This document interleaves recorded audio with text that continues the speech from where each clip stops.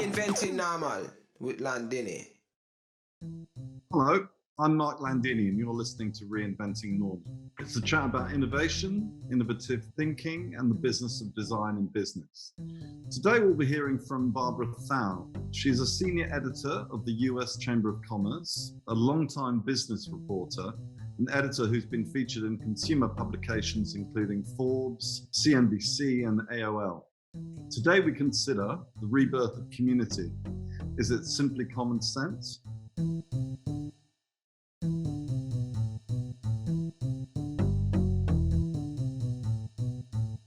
So Barbara, today we're going to talk about your thoughts on the rebirth of local and the reinvention of such, I guess. And I was thinking the other day about how much I used to enjoy listening to a guy called Dr. Murray Banks, who was a clinical psychologist in America in the 50s. If you haven't listened to him, I thoroughly recommend it.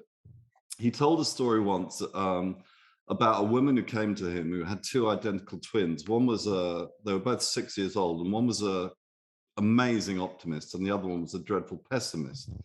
And she said, "Look, I just want to even them out a little bit. Can you give me any advice?" So Mr. Banks said, or Dr. Banks said, "Look, when their birthday rolls around, fill the pessimist's room with toys from all over the world, just the most amazing toys you can find." And she said, "Yeah, okay, I get it. What about the optimist?" And she said, "Box of manure." Box of manure. And she said, "A box of manure?" I said, "Yeah, just put a box of manure." So anyway, the day of the birthday, she looked through the crack in the rooms of the two kids, and there was the pessimist sitting in his room, surrounded by all these toys from all over the world. And he was just going, "Look at these toys. The boy next door's got, look at all this junk. The boy next door's got much better toys." So she looked into the pessimist's room, and there he was, digging through all the manure, saying, "You can't fool me. Where there's manure, there must be a pony." And I always thought that was a really interesting explanation of people's different approaches to situations. And I guess with COVID, people have responded to it differently. And one of the big responses, I suppose, during the event, and I kind of want to ask you whether you think it will continue, is the rebirth of local. People have become much more focused internally. They've become much more interested in their community than they perhaps previously were through need, I suppose. And there's been a lot of talk, and I know you've written about the rebirth of local. And I'd kind of like to get your kind of angle on that. Are you digging through the manure, or are you sitting amongst all the toys and expecting them to come back? I think that's incredible. I'm still taking that in. And the result was that each of them got, just so I understand, tell me again. People do change, and that was the attempt of the mother, I suppose, to balance them out a little bit. But the optimist was always looking for the positive from quite a terrible situation, I suppose, he'd been put in by given a box of manure for his birthday. And I suppose we've all as a world been given a box of manure recently for the last two birthdays that we've had. And some people are responding to that positively, and some people negatively. And I think that for me, one of the positives that's come out of it is this reimagining of and rethinking about what the local community, what the world within which you live, that surrounds you and has surrounded you for a long time, can actually offer you that perhaps you'd forgotten about. I think that's incredible. And just to continue the manure metaphor, I think that the pessimist who might have said, "Oh, there's nothing here. There's nothing around," is now seeing the beauty in the local, right? I mean, we're seeing a shift. And it's so easy to talk about trends in this way that is everything in this sort of grandiose way, but we're seeing it, and in terms of a retreat from malls and the small becoming literally the big because of consumer behavior. When consumers, and I want to be fair because there are so many people in not just in the U.S. but in the world that we think about the whole quarantining mindset and staying in our communities. There are many people who still had to go, what we call in America the essential workers, the grocery store workers, the hospital workers who had to go in every day. So they're That would be interesting to study the psychology of people who continued, but that's something else. But for people who literally had to quarantine in their neighborhoods, we've seen that behavior, the local behavior, the community, and what the community represented in the local stores become, um, you know, become their haven, become their not only their haven, but become their habits, their routine when there was no routine. Like they're Mm, almost spiritual haven, not to elevate consumerism so much, but the local mom and pop and the buy local movement to the extent that this is continuing, where we're mm, seeing consumers now that the world is opened up and that stores, brick and mortar stores are open, and that there's a level of comfort more with being in store, are continuing to shop locally. And I have some statistics because those always matter, as opposed to oh, me we just. like statistics. I do too. Otherwise, I'm just saying stuff, right? So I'm going to use my cheats. So 56% of consumers are patronizing stores in their community or buying locally, and 86% of them plan to plan to continue to shop local businesses, which is a huge leap. And much of this, which is interesting. So there's a few things happening, right? We saw the buy local movement already kind of a thing pre-COVID with locally sourced goods and the locavore movement. But I want to say it was almost a little more. Now it's moved to the mainstream, where and also there's just social trends that are fueling it, like work from home. I mean, Yeah. I don't know how it is in Australia, but in New York City, which is a big important city. I mean, every city is important, but where the hub of business and commerce and finance and entertainment and blah blah blah. So, which is I can't say this enough. It's not said enough. So at this, what is it? What percentage would you think the office workers are back, if you had to guess? If I had to guess, I would say 30%, maybe. Good, 32%. But what 30, does that oh, What does that mean? That 68% are not back, that's right? right. Yeah. So the liveliness of the neighborhoods and the stores and the food and the restaurants are eating up that commerce, right? So the work from home trend is only accelerating that, and only and Yeah. rethinking. I mean, I kind of, I'm not sure. I've been thinking a little bit about that. And I think I wonder whether or not people will find community in their community, or will they actually eventually get bored of that and find community back in the office? And I guess that's the question. That will people, because we're all very social. I mean, as human beings, we're social people, and we were used to finding community for many years in the office, and that was almost the most important part of our lives, increasingly so. But now it's been refocused very sharply and very intensely for the last 2 years, back to where we live. I guess my question to you is: do you see that as a long-term trend, or do you think that's just an aberration that uh, we've reverted to because of need? I think that's a good question, but I think that it's not binary. And then once again, I'm not, I can only, but I always say, I'm not prescriptive. I'm only just looking at seeing the trends from what I'm reporting. So I'm not an expert in terms of a futurist or anything like that. But I just thought something and then I forgot it. Okay, what you're describing is we have, I think, a hybrid model, will likely evolve, right? Yeah. Because and once again, we never know. Some of these things we can predict, but we don't know.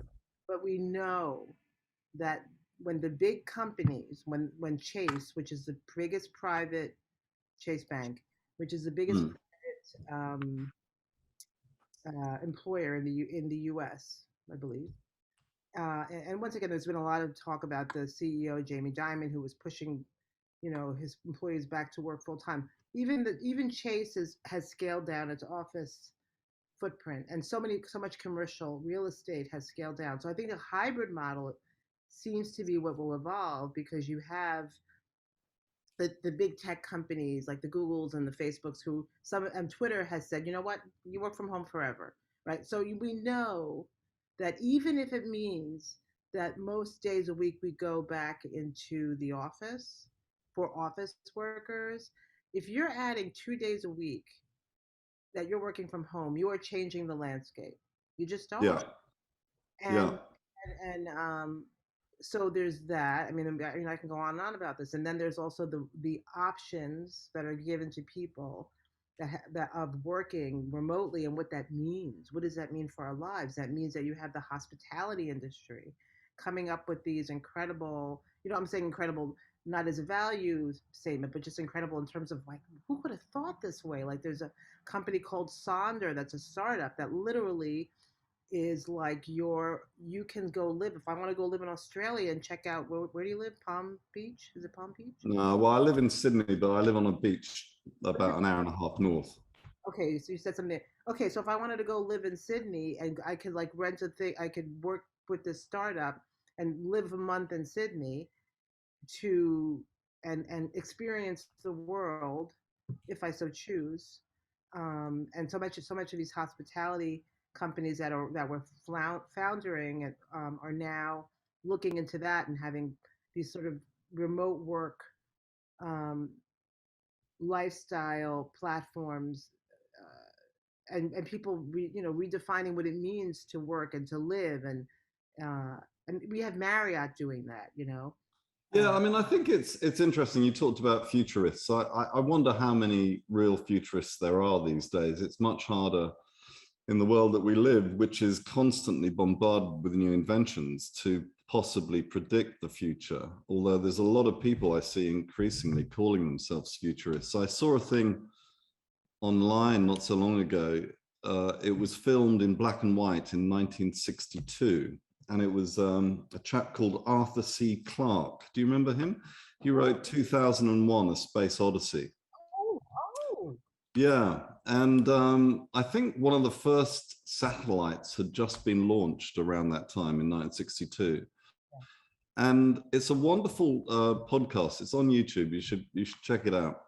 And he was very sanguinely predicting that in the future, not so far distant in the future, that cities would no longer exist as commercial hubs, because his prediction was that people would be able to have conversations with other people, a little bit like we are now, from Hawaii, a beach in Hawaii, to a home in Las Vegas or wherever it was, on the phone or online as we are doing now. yeah. And this was a man that, this is what, well, doing my maths, nearly 60 years ago, right? He was actually predicting that. You're And it right. seems that he was quite a good futurist because he got it right, right? Right. So the impact of, and I think all of that's probably been speeded up by COVID, because whilst that technology existed, and actually we as Landini Associates, 85% of our clients are global, so we're pretty used to doing this. In fact, we do it every day. But most people weren't. Even though they had that facility, most bosses were probably a little bit suspicious of people wanting to work from home. Will they actually work hard enough, or will they slope off? But now it seems to be the new normal. So what do you think the effect of that will be on all that commercial space? Do you think that will be reutilized? Have you seen anything about that? That is the most fascinating question. And, we're seeing, I know in Marion, New Hampshire, not, I'm sorry, Marion, Massachusetts, in New York, in the States, we're seeing some public private collaboration, and there's a realization that this real estate is sitting here, and we are Yeah. going to repurpose unused commercial space and turn it into some affordable housing. And there's a lot of talk about, like, we have a new mayor coming in probably tomorrow's our voting day in New York City. New York City Mayor Eric Adams will likely is pretty much the presumptive winner, and he's talked about taking hotels and repurposing them, turning them into housing.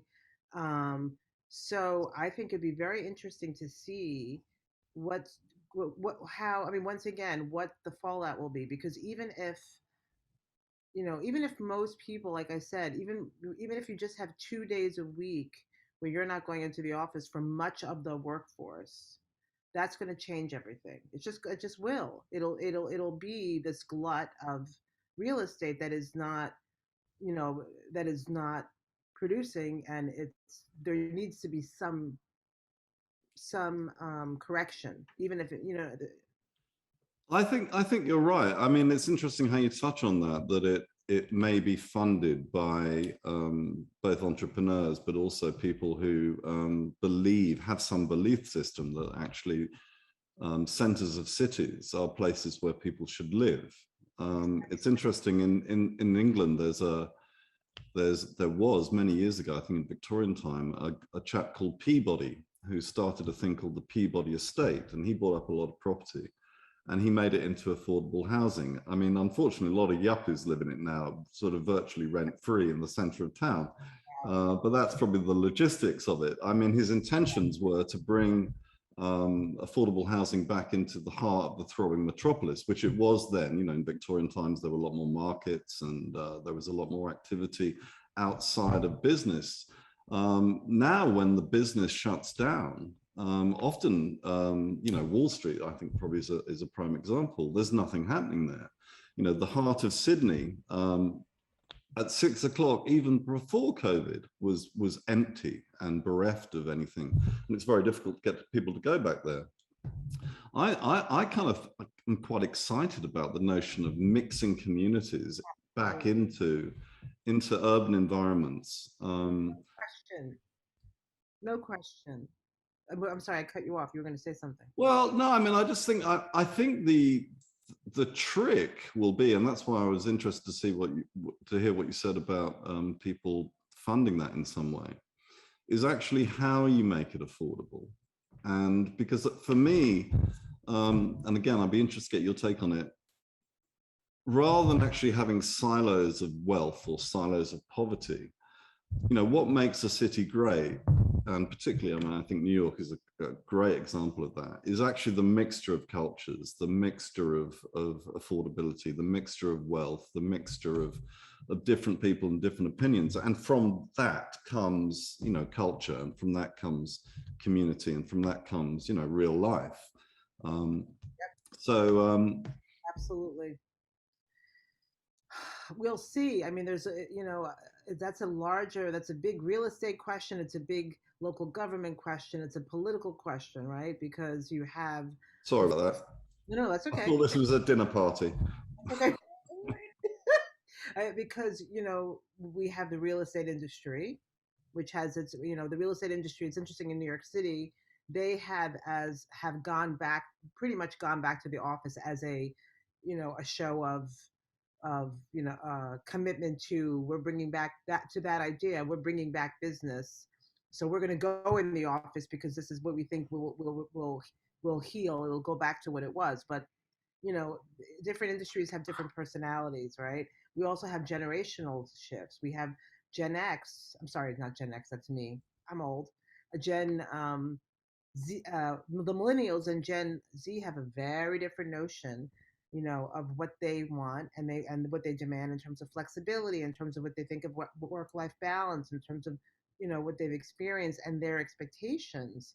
And the work now has more leverage, right? So, and then you have companies that are the more Silicon Valley type companies who are more, that is a a perk they're offering, and they also benefit from broadening and widening the global playing field of workers, right? If you can, I can hire, Facebook can hire somebody in Sydney, and it's an asset, or some companies think of it as an asset. So Yeah. I don't know. I can't predict, but I cannot see this going back. At least we see businesses banking on this trend continuing. There is a really interesting company that I'm going to be including in a story called Picasso, not the artist, but this was founded by, and I can't think of his name right now, one of the founders of Zillow. Zillow is a big real estate company. And what he's doing, they have unicorn status now. meaning they're having a billion dollar valuation. They've come up with this model where you can be a second homeowner, somebody who might not be able to afford a second home because you're buying the home along with other people. So you're sharing a home, but you have ownership in that home, and that is their whole model. And much of their funding and their growth has been fueled by the pandemic and people saying, I want to own an eighth of a home, and I'm going to share this home with five other people, and we will be. And the whole technology is about sharing the home and then equitably having the home. And the system does that. In other words, you can't have all the best weeks of the year or the holidays. You will equitably share and have ownership in this home, and that's a And whole. that's happening in town. That's happening around the world. They have Right. markets in the world. Yeah. So what I'm It's saying, interesting yeah, because, I mean, oftentimes in times of hardship or in times of conflict or in times of market forces, companies do reinvent themselves. And I wonder, have you seen anything about, you talked briefly, and I think this is a very interesting point, real estate companies reinventing the way they think, because historically they've built things, they've leased them long term, their capital value has been assessed by the value of those long-term leases. absolutely. Whereas, companies like Nokia, for example, which, only 20 years ago was the world's largest telephone company, now no longer exists hardly. But before that, even more interestingly, I believe it was a rubber manufacturing company. And the ownership of this rubber manufacturing company said, well, rubber's got its day and we're going to reinvent ourselves. And they must have had a really good think tank session, lots of alcohol involved, but someone decided that this rubber manufacturing company should become a telecommunications manufacturer of devices. So they completely transformed themselves. I mean, Because they were then transformed once again by them. Sorry?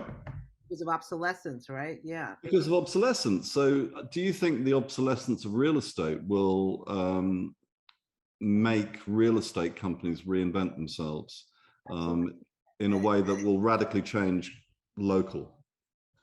Uh, I think yes and no. And once again, I'm not a futurist, but we're seeing by very necessity, right? Like WeWork has had to really rethink. WeWork is the big co-working space. Yeah, I know. And then we have because right because it's international, and Yeah.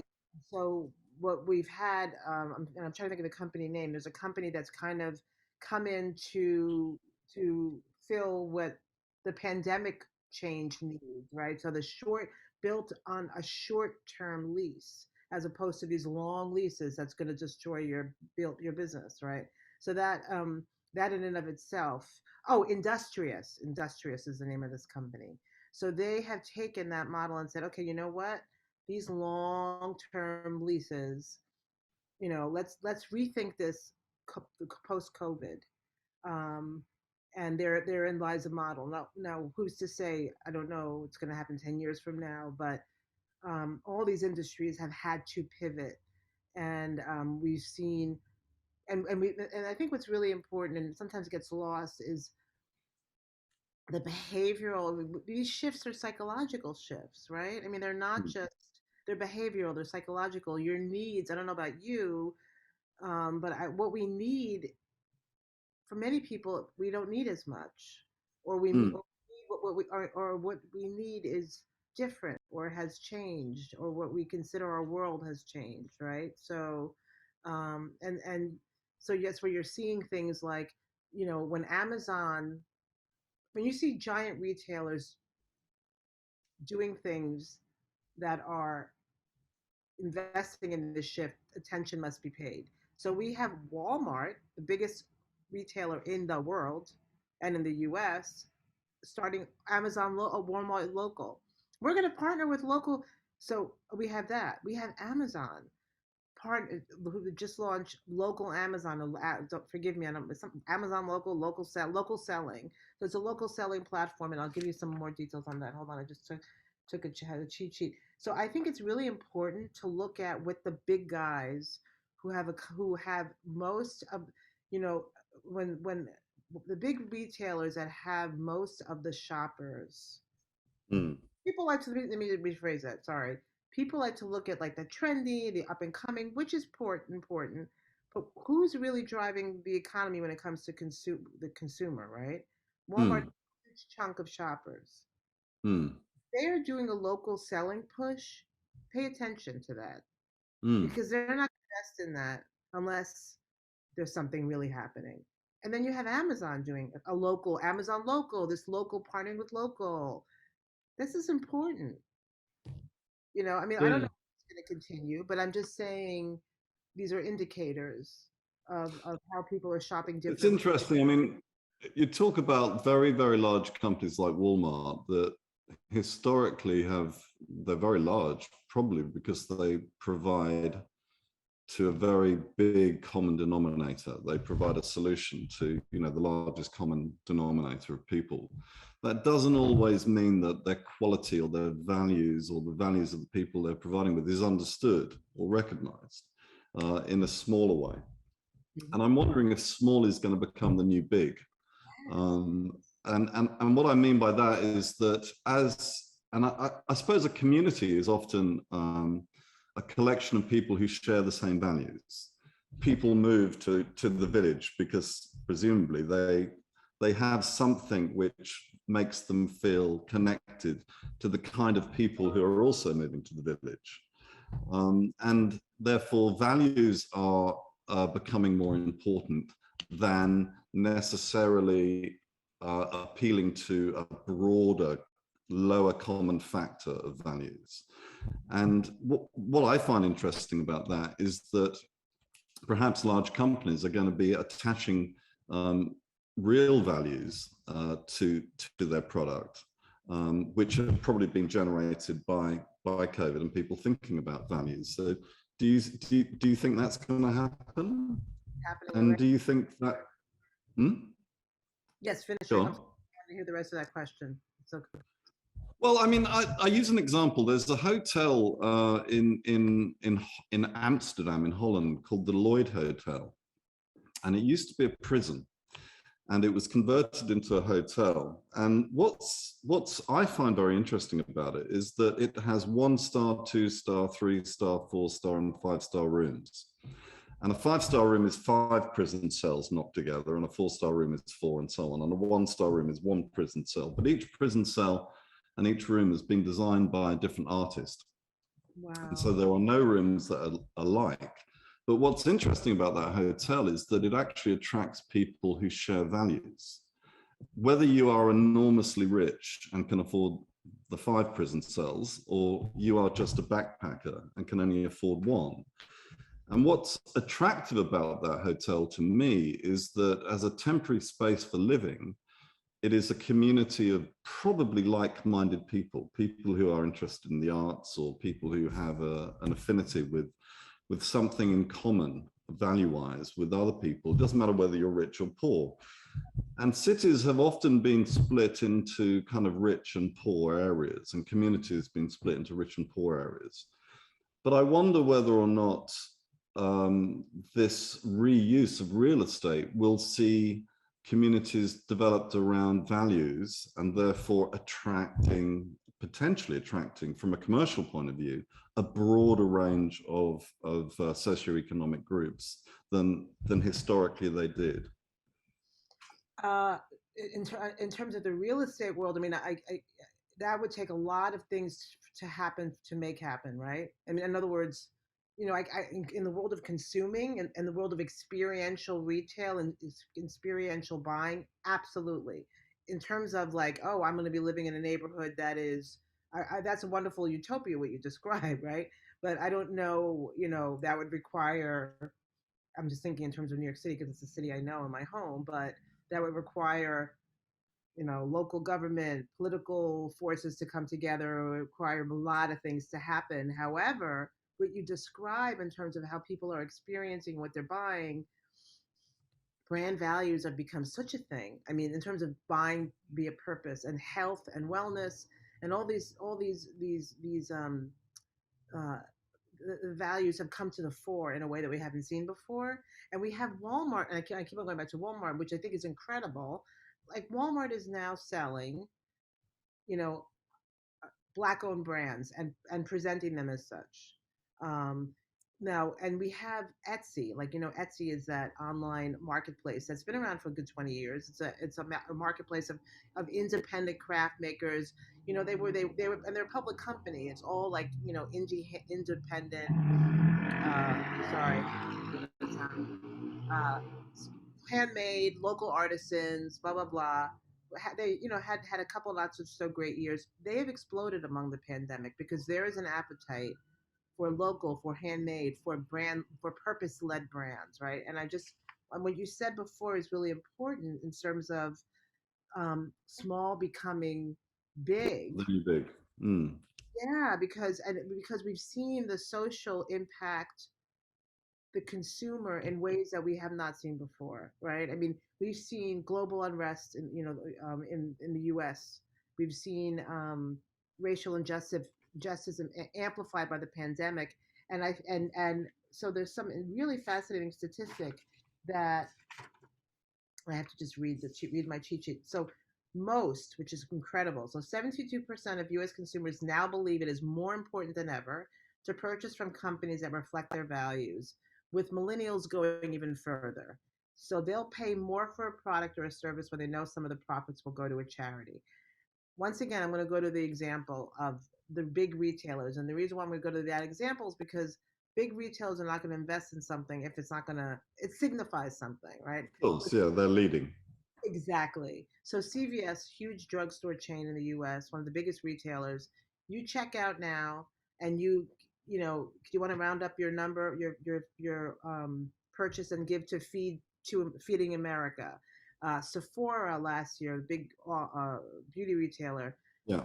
invited their consumers to contribute to the Black Justice Coalition because they know who their consumers are. Sephora's, their consumers probably like-minded, not probably. Yeah. So more and more we're seeing these, but it has to be authentic, right? It has to be um, true to the brand, true to the consumer, and not be just uh, perfunctory and jumping on a trend. Yeah, I mean, I constantly come back to the physical, I suppose. A large portion of what we do is creating what's become known as bricks and mortar, and I'm drawn to it because it's actually where people meet. And I think a lot of what you've been talking about is going to be very accessible and is very accessible online. And online has become laughably called a community. But for me, community is more about, it is about shared values, which you can find online, but is also about stories and talking and meeting and smelling and shouting and bumping and touching and all the physical things that. And I wonder, have you seen anything in research that suggests that the physical may have a resurgence because people have become, growth in, I think in America in food has gone up to 20, has grown 20% online in the last year or two or something like that. Do you think there'll be a flip back to the physical, a desire for touch? You know what? And I have to say, and when I'm talking about all this stuff, I really mean physical. All these brands are physical. Walmart has thousands and thousands of stores. They have Target, Nordstrom, these literally purpose-led hubs that you almost like you're buying not almost, you are buying according to your brand values. There's black owned brands in Target section. There's the disability, the adaptive market community in the stores. Right. And and I have to say, there's been so much reporting on online. Online is only 20% of sales. Yeah. So when It's I'm tiny. it's not it has impacted the path to purchase. I will look online and research whatever, and then I'll go to the store or I'll buy online, pick up in store. But most commerce still happens in person. I mean, there was a lot of talk about grocery and how everybody's buying just their groceries online. It exponentially leapt, but it's still tiny, a fraction of how people shop for food in the US. I think I'm happy you use that word mask because there's something really happening without sounding too woo woo, where we're pulling back. Where there's some masks that our masks have fallen off, right? As much as we've been masked, we have been unmasked. Yeah. It's really interesting, and I think that it's so subtle, but it's really powerful because and you see it on LinkedIn, you see it in the conversations of the business community, people talking about their very personal experiences with racism, with sexism, with cancer treatments. These business executives, you're seeing the masks pulling off and what's acceptable, and this sort of community, this that is being reflected in how people are shopping and how people are talking about what's important in their stores, and we're seeing books, the resurgence of books and bookstores, and the Yeah. physical, So interestingly, I mean, department stores, we talked about department stores in the last episode a little bit with a chap called Howard Saunders, who is a futurist. yeah, You know yeah. Howard? Yeah, an old friend of mine from days gone by. Thinking of somebody else. I'm gonna watch that. No, I want to watch. He's from where? Well, he used to work at Fitch when I worked at Fitch, which back in the day, I won't even say when because it will date me too much. But we were discussing what might happen to the real estate of department stores as they have become targeted, I suppose, or the victims of not being big enough to sell everything from anywhere. I mean, if you think about the internet, I mean, really, it gives us access to the things that a department store physically can't stock anymore because it can't stock everything.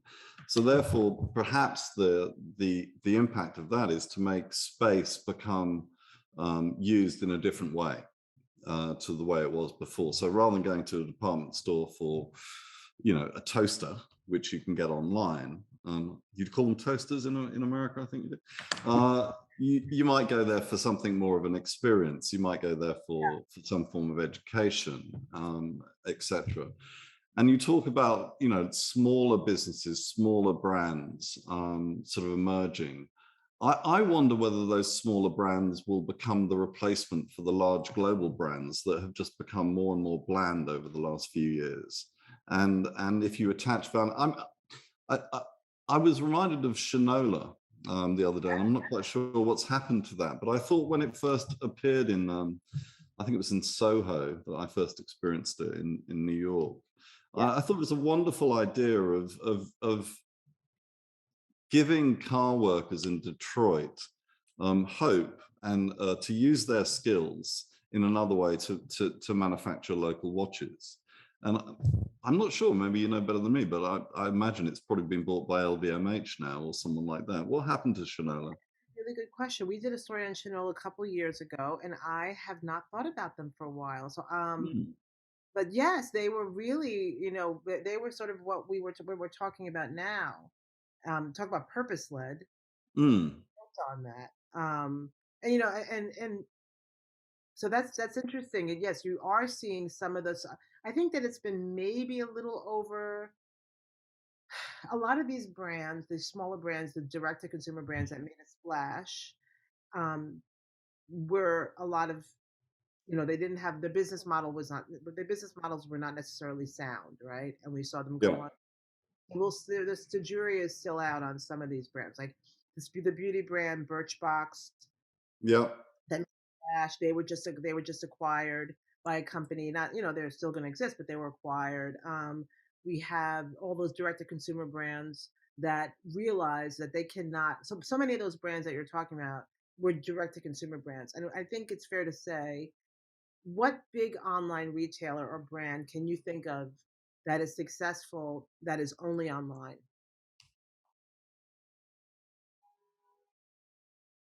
Good question. I don't know if I can answer that one straight away because I'm not a huge consumer, despite what I do, I suppose. It's not your fault because they're really beyond Amazon by definition. Yeah. Pretty much need physical to survive because Yeah. It's just the customer acquisition costs are just too high. So in other words, so many of those newer brands have expanded online. You have, or have expanded into retail, be it Warby Parker, which was one of the big pioneers, the eyeglass retailer, Yeah, or there's loads Untitled. of those. We've got a few of those here. Yeah. So in terms of replacing the big brands, I mean, then you also have the opposite happening. You have Nike, which is going direct to consumer more. You have the big brands doing the other thing. Um, Hmm. but where you see a lot of the interesting brands that have been, I think, in food that have been so um, really, food has had a lot of innovation, and that seems to be profitable innovation. Um, the Chobani's of the world is a yogurt company, and so and a lot of their success has also expanded into the big grocery stores. So I think department stores and the demise of the department stores. I've been hearing about that for ever since I started covering retail. I mean, a Just lot of food brands have been invented by large retailers. A large number of food brands, I think what you're saying is now could perhaps come from startups, from people who are more focused, and then be purchased by or promoted by larger retailers. So I guess going back to the subject, do you think that these brands will be hothoused by communities that have values attached to them, and then those values will be advertised and distributed through the larger ecosystems such as Amazon? I mean, I don't think of Amazon as a retailer. I mean, I know they've been inventing some of their own brands. No. I mean, for me, Amazon it's a delivery system. It's probably the best delivery system in the world, and I don't even I know think what. what. I mean, Sorry. I don't even know what you would call Amazon. They're just this giant game changer. I'm sorry to answer your question about do I think what brands will be.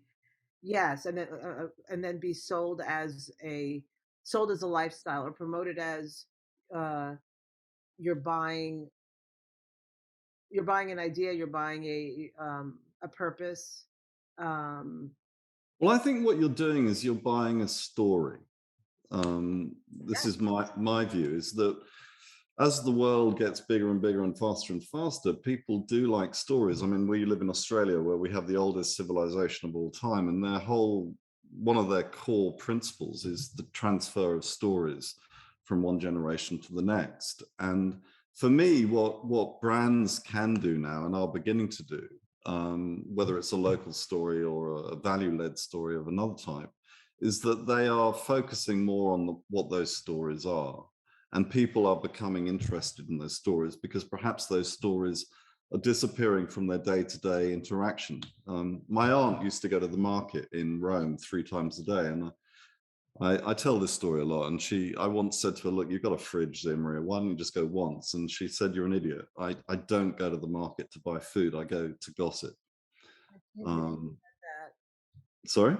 I just can't believe you just said that. I'm sorry, because did your aunt talk to Kurt Vonnegut? I don't believe she knew Kurt Vonnegut.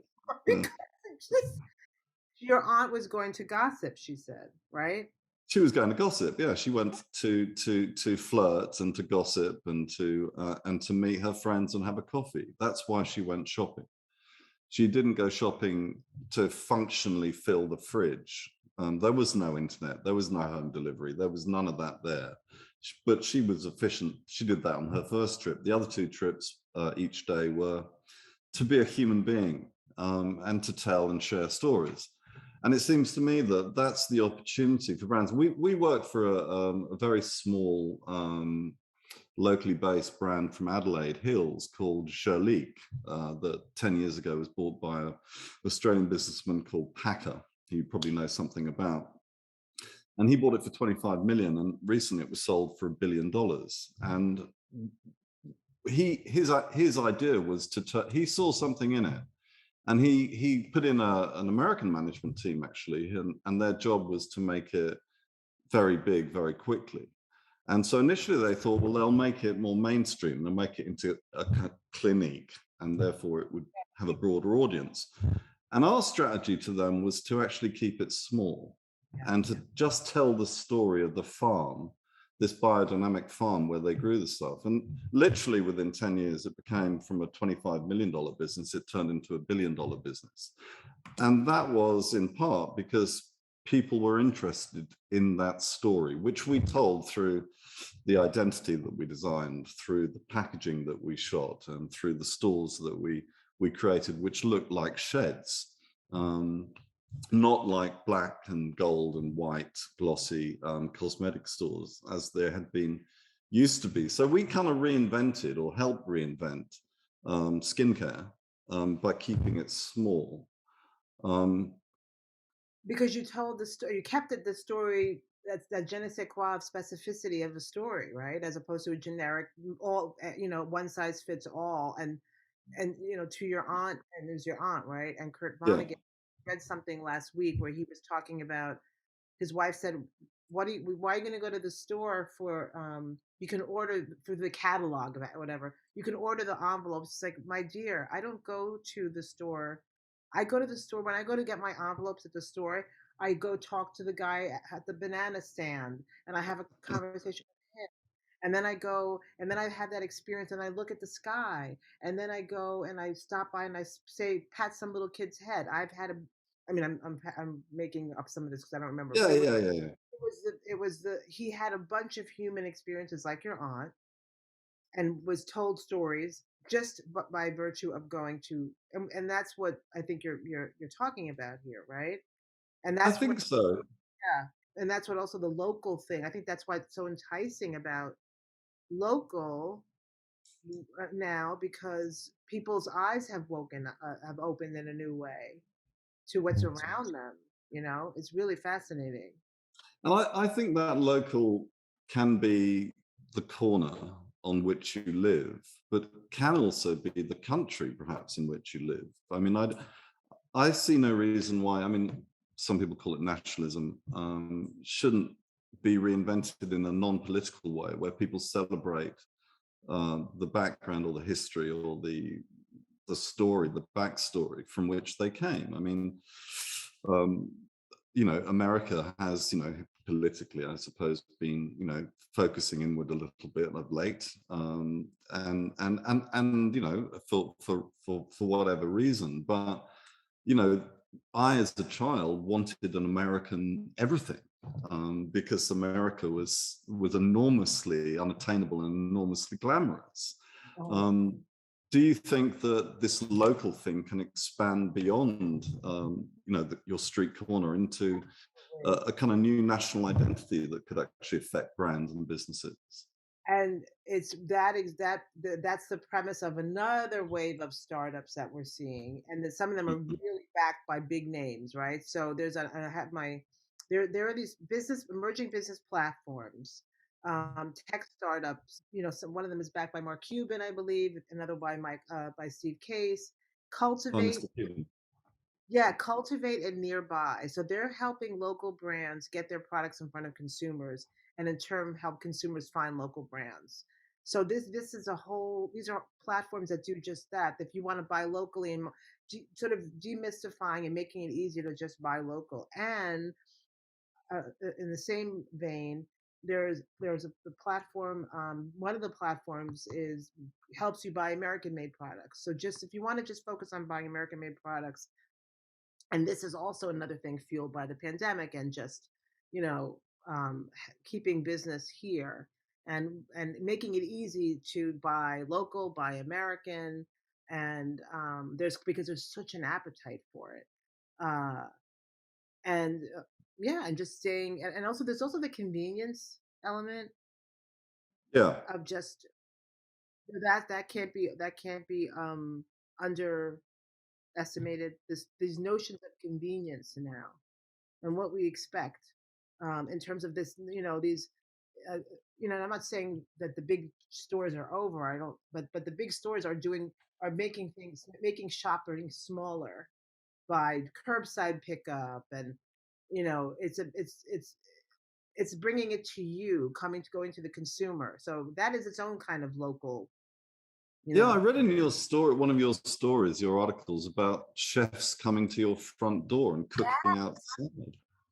Right? Wasn't that incredible? And it's the guy who Mark Laurie. So Mark Laurie, who is this, serial entrepreneur who became the head of who Walmart bought one of his businesses. Ooh, I'm forgetting right now. A few of and then he became head of Walmart e-commerce. But uh, he started this truck called Wonder, where you literally but these are like Michelin star chefs Yeah, who will come to your home yeah. and and then cook, which is, I mean, I love that idea, right? So it's like, I mean, obviously this is an affluent consumer that not everybody can afford. Oh, really? But and then it ties into the whole we're craving experiences, we're craving stories. They come to your home. It's a story, right? I mean, and we're wired to be told stories since cavemen. I mean, this is in our Well, DNA. it also, I mean, it gives us a story to tell, and I think that goes back to my earlier point. And one of the reasons, I think the first place I ever discovered Trader Joe's was actually New York. And I remember at the time, Remember this which was one many you went? years ago. Remember Hmm? which one you went to? Because I'm obsessed with Trader Joe's. Do you remember which? Oh, Do I can't remember which one it was. I was probably hungover and jet lagged, but there was a pallet of vodka on the floor, big pallet of vodka with lots of boxes, and the vodka was $1 a bottle, and there was a big sign above it which said, "This vodka was saved from a sinking Russian trawler. We've only got so many cases of it because most of it is in the bottom of the ocean, but we managed to save this many, and they're only $1 as a consequence. So buy it now because we're not getting any more." Now, I thought that was brilliant on so many levels. True or not, doesn't really matter. Trader Joe's tell you stories also, I think, about how healthy sugar-filled Cocoa Pops can be for you. And it's all done slightly tongue-in-cheek. But what it leaves you with is a story to tell your friends and to start a conversation with. And that's what I loved about that.